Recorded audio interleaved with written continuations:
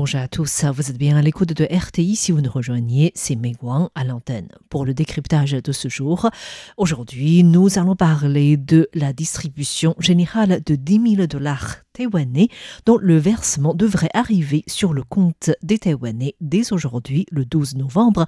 Mais les effets concrets de cette politique sont tout de même remis en question par de nombreux chercheurs.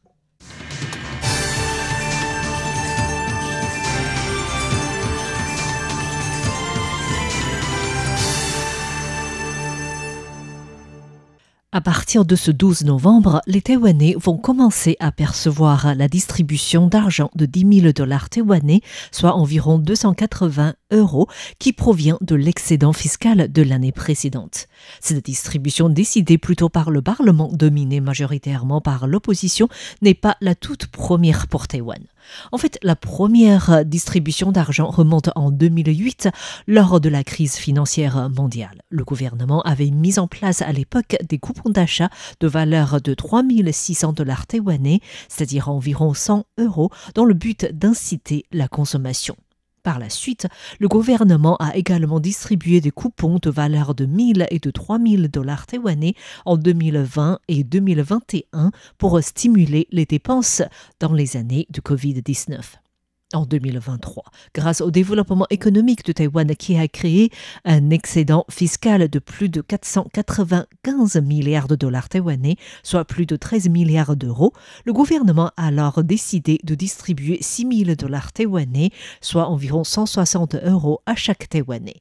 C'est la première fois que la politique de distribution générale de l'argent ne s'effectue plus par la distribution des coupons, mais plutôt de l'argent. Et en plus, cette distribution n'est plus au nom de stimulation économique, mais le partage des fruits de l'économie. Au début de cette année 2025, dès que le ministère des Finances a annoncé que les recettes fiscales excédentaires de l'année dernière s'élevaient à plus de 528 milliards $ taïwanais, soit plus de 14 600 millions d'euros, le groupe parlementaire du Kuomintang de l'opposition a alors annoncé son intention de promouvoir le programme de retour des impôts au peuple 2.0 lors de la nouvelle session législative, espérant aussi amender la loi budgétaire afin de stipuler que lorsque les recettes fiscales excédentaires de l'État atteignent un certain pourcentage, la distribution d'argent doit être prioritaire, autrement dit légaliser ce type de distribution. Mais cette proposition a été plutôt suspendue en raison des droits de douane annoncés par Donald Trump en avril dernier. Le Parlement a finalement voté les réglementations spéciales pour la résilience du pays en juillet dernier, dont 236 milliards, soit plus de 6 500 millions d'euros, sont prévus pour la distribution de 10 000 $ taïwanais aux Taïwanais. L'opposition n'a donc finalement pas amendé la loi budgétaire pour que la redistribution d'argent au peuple soit définie dans la loi. En réalité, selon les données du ministère des Finances, entre les années 2010 et 2020, le gouvernement a seulement connu 3 années où les recettes fiscales étaient inférieures au budget prévu. Pour les autres années, l'excédent fiscal a toujours été inférieur à 200 milliards $ taïwanais, soit environ 5 500 millions d'euros. Mais depuis 2021, l'excédent fiscal a doublé pour atteindre de plus de 14 milliards d'euros en 2024. C'est-à-dire durant les 4 dernières années, la moyenne d'excédent fiscal égale à environ 12 900 millions d'euros chaque année. Le ministère des Finances a expliqué ces excédents fiscaux par la hausse des bénéfices des sociétés cotées en bourse, conjuguée à l'augmentation simultanée des dividendes, des salaires et des revenus d'intérêt. Mais pour les chercheurs, un excédent fiscal excessif continu suggère inévitablement des ajustements nécessaires. Ils estiment que les avantages générés par la distribution d'argent directement au peuple restent relativement faibles. Le professeur en économie de l'université Donghai Chiu Da-sheng a indiqué que l'excédent fiscal de ces dernières années peut s'expliquer par le côté trop prudent lors de l'élaboration du budget, ou alors par les opportunités commerciales liées au développement de la pratique à distance durant le Covid-19 pour les années 2020-2022 et puis aux besoins en intelligence artificielle qui ont fait briller le secteur technologique taïwanais et qui ont conduit à une croissance économique supérieure aux prévisions.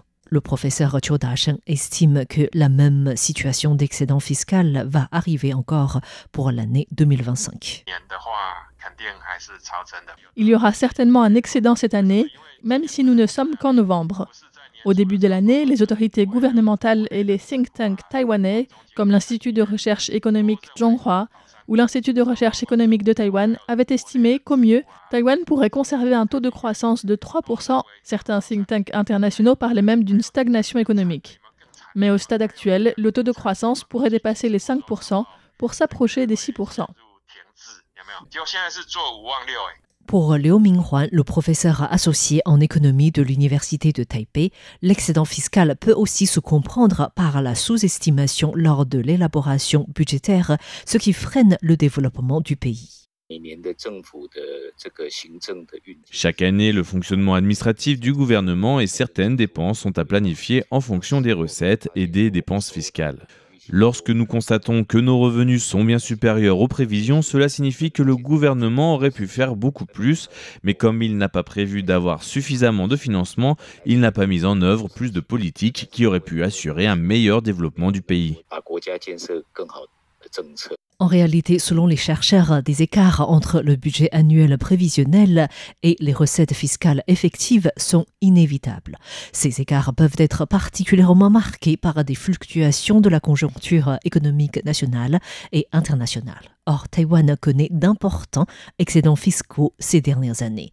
Les deux chercheurs suggèrent que le gouvernement devrait à l'avenir faire preuve de plus de précision dans l'élaboration de son budget en veillant à ce que les pratiques fiscales soient pleinement intégrées à la planification des politiques publiques. Le professeur Liu Minghuan souligne d'ailleurs le fait que les Taïwanais négligent les frais relatifs à la perception d'impôts et aussi à la distribution d'argent.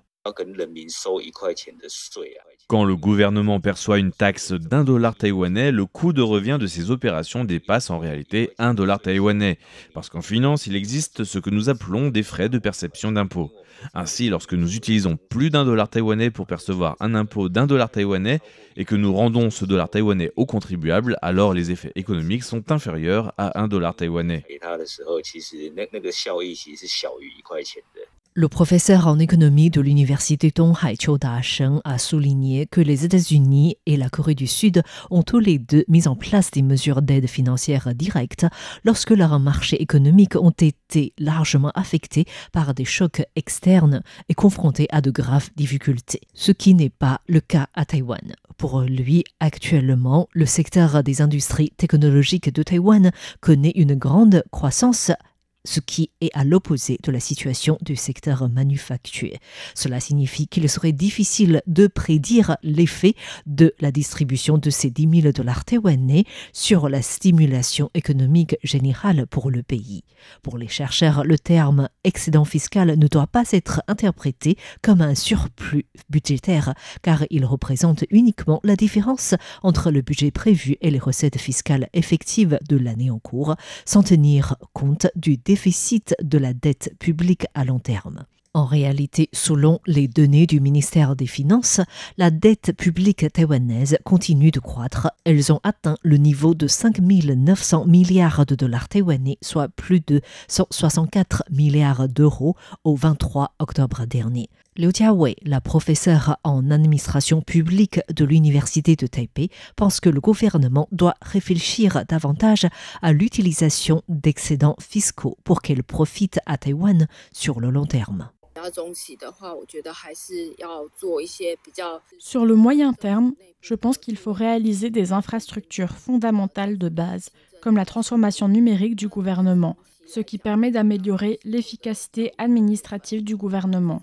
Sur le long terme, je pense que des investissements dans l'éducation sont absolument nécessaires. En plus, étant donné que Taïwan fait face actuellement à des problèmes de diminution de natalité et du vieillissement de la population, des investissements pour se préparer à l'arrivée d'une société super âgée sont absolument nécessaires. Pour les chercheurs, idéalement, les recettes fiscales excédentaires utilisées à des fins publiques sont plus intéressantes que la distribution d'argent direct à chaque Taïwanais. Or, actuellement, la situation tendue entre l'opposition et le gouvernement fait qu'il est difficile d'envisager l'utilisation de ces excédents fiscaux pour financer des politiques publiques. Ainsi, distribuer directement de l'argent aux Taïwanais devient une solution plus facile à appliquer. Merci à tous d'avoir suivi le décryptage de ce jour consacré à la distribution générale de 10 000 $ taïwanais aux Taïwanais dont le premier versement arrive aujourd'hui. Merci de votre écoute, c'était Meguan pour RTI.